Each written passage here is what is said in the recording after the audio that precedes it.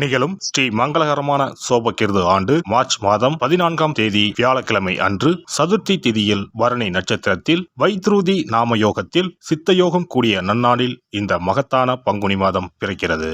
பிறக்கும் இந்த பங்குனி மாதத்தின் கிரக நிலைகளை பார்க்கும்போது மேசத்தில் குரு பகவானுடன் இணைகிறார் சந்திர பகவான். கன்னி ராசியில் கேது பகவானும் மகர ராசியில் செவ்வாய் பகவானும் உள்ளனர். சூரிய பகவான், புதன் பகவான், ராகு பகவான் மீன ராசியில் சஞ்சாரம் செய்கின்றனர். கும்பராசியில் சனி பகவானுடன் சுக்கிரன் உள்ளார். இம்மாத கிரக பெயர்ச்சி என எடுத்துக்கொண்டால் செவ்வாய் பகவான் மகரத்தில் இருந்து கும்பராசிக்கு பெயர்ச்சி அடைகிறார். சுக்கிர பகவான் கும்பத்தில் இருந்து மீனராசிக்கு பெயர்ச்சி அடைகிறார். சந்திர பகவானை பொறுத்தவரை மேசத்தில் ஆரம்பித்து 2.25 நாட்கள் வீதம் 12 ராசிகளை கடந்து ரிஷபத்தில் அமர்ந்து பலன்களை தரப்போகிறார். இம்மாத சிறப்பாக குரு பகவான் நீச நிலையில் இருந்து வக்ர நிலைக்கு மாறுகிறார். இதன் காரணமாக உச்ச பலன்களை அள்ளித் தரப்போகிறார் குரு பகவான். இந்த கிரக அமைப்பினால் உங்கள் வாழ்வில் ஏற்படக்கூடிய சுப மற்றும் அசுப பலன்கள் என்ன என்பதனையும், அசுப பலன் ஏற்படுமாயின் ராசிக்காரர்கள் செய்ய வேண்டிய பரிகாரம் என்ன, வழிபட வேண்டிய தெய்வம், வழிபடும் முறை என்ன என்பதனை பற்றி விரிவாக காண்போம்.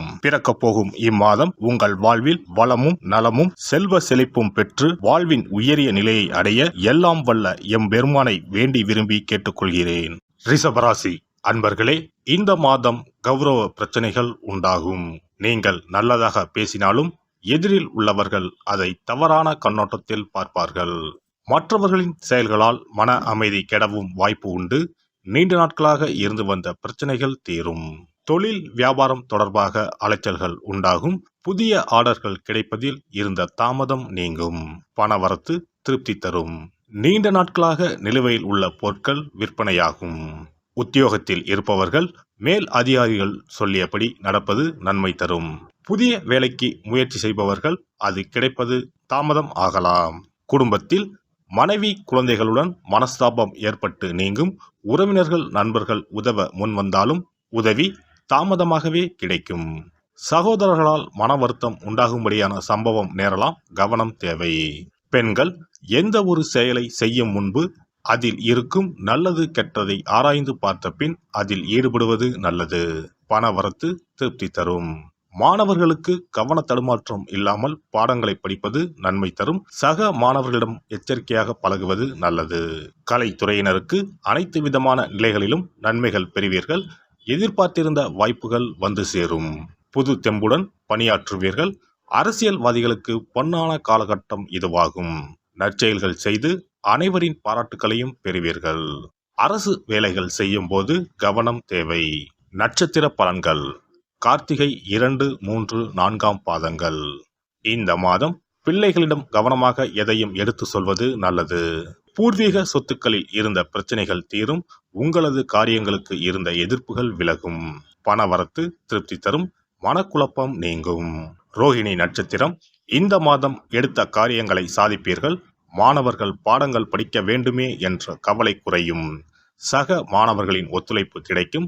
சாமர்த்தியமாக பேசி காரியத்தை வெற்றிகரமாக செய்து முடிப்பீர்கள். மிருகசிரிசம் 1, 2 பாதங்கள். இந்த மாதம் ஆரோக்கியம் சிறப்பாகவே இருக்கும். குடும்பத்தில் உள்ளவர்களும் மகிழ்ச்சிகரமாக இருப்பார்கள். கடந்த காலங்களில் இருந்து வந்த மருத்துவ செலவுகள் குறையும். எடுக்கும் காரியங்கள் அனைத்திலும் சுறுசுறுப்பாக ஈடுபட்டு வெற்றி மேல் வெற்றிகளை பெறுவீர்கள். வெள்ளிக்கிழமைகளில் நவக்கிரகத்தில் சுக்கிரனுக்கு தீபம் ஏற்றி பூஜை செய்ய பணவரத்து கூடும். குடும்பத்தில் மகிழ்ச்சி உண்டாகும். அதிர்ஷ்ட கிழமைகள் திங்கள், வியாழன். அதிர்ஷ்ட தினங்கள் பங்குனி 12 மற்றும் 13. சிறப்பு பரிகாரம். வாரந்தோறும் செவ்வாய்க்கிழமை அன்று வீட்டில் உள்ள முருகப்பெருமான் படத்தினை துடைத்து சந்தனம் குங்குமம் பொட்டு வைத்து சிகப்பு அரளிப்பூ கொண்டு அலங்காரம் செய்யுங்கள். ஒரு கண்ணாடி டம்ளரில் தண்ணீர் ஊற்றி ஒரு எலுமிச்சை பழம் சிறு வெட்டிவேர் போட்டு முருகன் படத்திற்கு முன் வைத்து விடுங்கள். ஒரு மா இலை எடுத்து காம்பு பகுதி முருகப்பெருமானை பார்த்தவாறு வையுங்கள். அகல் விளக்கில் நெய் தீபம் ஏற்றி மா இலையின் மீது வைக்க வேண்டும்.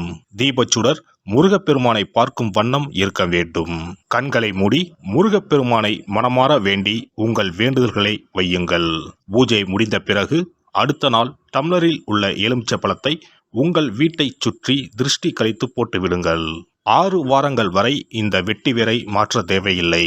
இவ்வாறு செய்து வழிபட்டு வர குடும்பத்தில் உள்ள எப்படிப்பட்ட கஷ்டமாக இருந்தாலும் அந்த கஷ்டத்திற்கு தீர்வு கிடைக்கும். நம்பிக்கை இல்லாமல் எந்த ஒரு வழிபாடும் செய்யக்கூடாது. நம்பிக்கையோடு செய்யும் பட்சத்தில் கைமேல் பலன் கிடைக்கும். இனி பங்குனி மாத சிறப்புகளும் வழிபாட்டின் பலன்களும் என்ன என்பதனை பற்றி காண்போம். பங்குனி மாதம் என்பது வழிபாட்டுக்கு உரிய மாதம். பங்குனி மாதம் வணங்குவதற்கும் பூஜைக்கும் உரிய மாதமாகும். ஒவ்வொரு மாதத்திலும் ஒவ்வொரு நட்சத்திரத்திற்கு முக்கியத்துவம் கொடுத்து விழாக்கள் நடத்துவது வழக்கம்.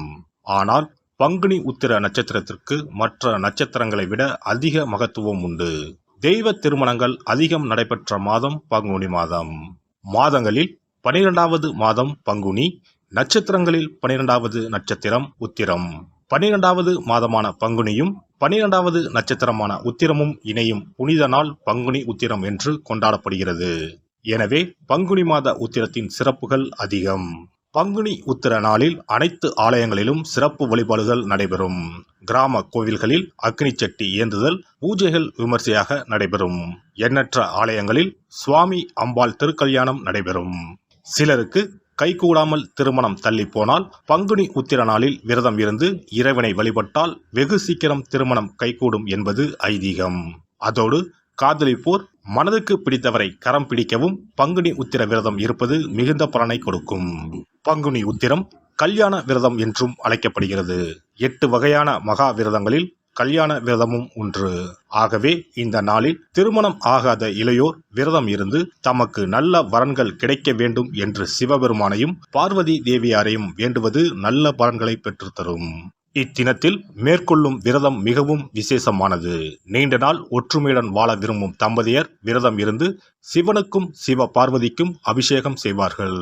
இந்த விரதத்தை முருகனை வேண்டியும் செய்யலாம். அதோடு அன்னதானம், வஸ்திரதானம் செய்வதும் சிறப்பானது. ஜாதக தோஷத்தால் திருமணம் தடைப்பட்டவர்கள் வழிபாடு மேற்கொள்ளவும் சிறந்த நாள் இதுவாகும்.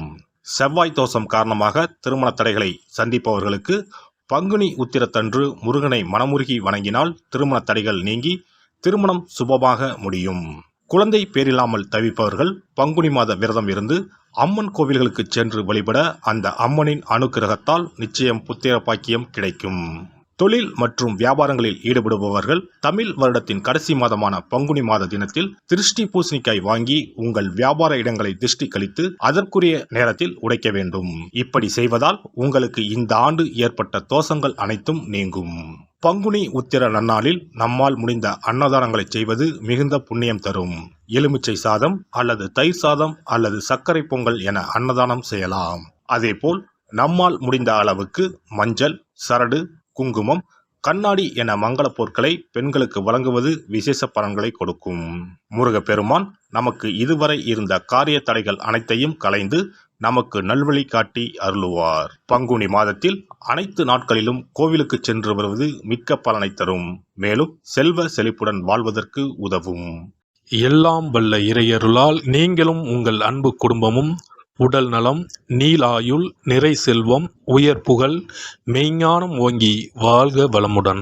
இந்த வீடியோ பதிவு உங்களுக்கு பிடித்திருந்தால் லைக் பண்ணுங்க, கமெண்ட் பண்ணுங்க, ஷேர் பண்ணுங்க. மறக்காம சப்ஸ்கிரைப் பண்ணுங்க. பக்கத்துல இருக்கிற பெல் பட்டனை கிளிக் பண்ணுங்க. நன்றி, வணக்கம். ஓம் நமச்சிவாய. சிவாய நம.